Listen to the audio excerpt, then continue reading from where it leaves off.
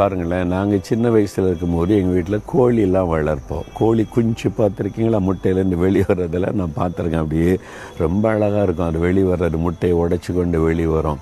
அப்போது ஒரு கோழிக்கு 10 குஞ்சு 15 குஞ்செல்லாம் இருக்கும். அப்படியே 15 குஞ்சுகளை மேய விடும் இந்த கோழி. நான் பார்த்துருக்கிறேன். அந்த கரையெல்லாம் நாங்கள் எடுத்து போடுவோம், அது அப்படியே மேயும். அதெல்லாம் சில சமயம் கோழி குஞ்சுகள் அப்படியே செதறி நிற்கும். அந்த கோழியும் அப்படியே இருக்கும்.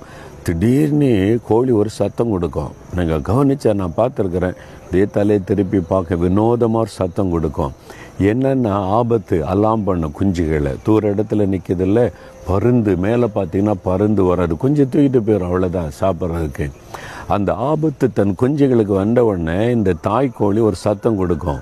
கொடுத்து அந்த ரெக்கையை விரிக்கும் பாருங்கள், 15 கோழி குஞ்சும் உள்ளே வந்துடும்.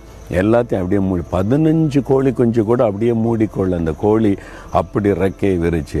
அப்போ பருந்து குஞ்சை தொட முடியாது. தாயினுடைய செட்டைக்குள்ளே இருக்க வரைக்கும் குஞ்சுக்கு ஆபத்து கிடையாது, அந்த பருந்து தொட முடியாது. அதே மாதிரி தான் கொள்ள நோய் வரட்டும், புயல் வரட்டும், பஞ்சங்கள் வரட்டும், போராட்டங்கள் வரட்டும், கடைசி காலத்தில் இந்த ஆபத்தெல்லாம் வரட்டுமே, என் ஆண்டவருடைய செட்டையின் நிழலுக்குள்ளே நான் இருக்கிறேன். அவர் செட்டையின் பாதுகாப்புக்குள்ளே வைத்து நடத்துவார். இந்த செட்டைக்குள்ளே இருங்க, பாதுகாப்பாக இருக்கலாம்.